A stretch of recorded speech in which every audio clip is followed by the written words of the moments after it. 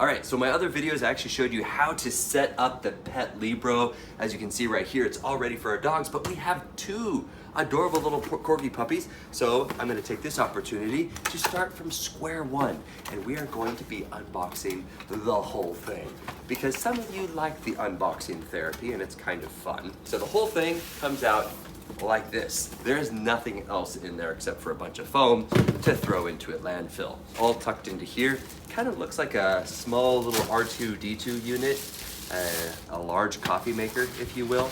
And if you're like, wow, I'm a little concerned. Where's the bowl? Where is everything? Well, that's because it's hidden inside. So push this on the side like this, and that pops up. If you don't want this, you can rip that off like so. And look at that, everything is on the inside, and we can pull that out. Here is the stainless steel bowl. I would recommend washing it just in case there's some chemicals left over from the factory. And it also comes with a dinky little cord. I would say that this is maybe only 3 feet in length. So if you do need to buy either a longer cord or maybe 4 feet, or an extension, yeah, I would recommend that. But it does come with an American style plug, like so, and then we can plug in the USB, and then the other end goes into the bottom, which is right down here. You can see a little yellow tag, which indicates that it plugs in like so. So now that that is plugged in, let's continue. Also comes with a free pillow, which means nothing. It's just fun. All right, now we are going to take the manual and we're gonna throw it away because I am saving you about 45 minutes from having to read these manuals and figure out, do I need an app for this? Which you do not. We're gonna go ahead and take this out. This is the bowl right here, and I just washed mine with a bunch of hot boiling water and soap, and that clicks in like so, and then this clicks like this. So this is the whole setup like this. Very easy, very intuitive to put together. Now the last thing is this little guy. This is a silica packet, and they provide this for you.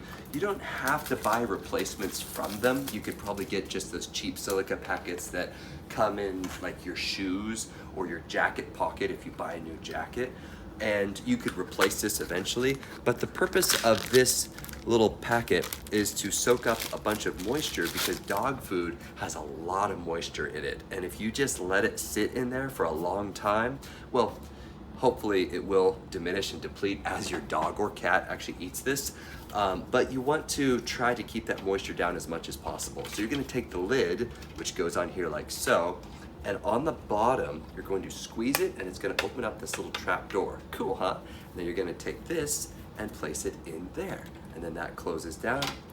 And so this is on the inside of the lid.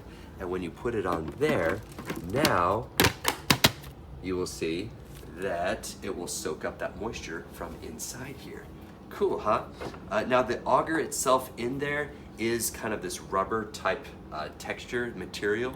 So it's not going to try to get jammed. Basically it gives a little as it rotates around.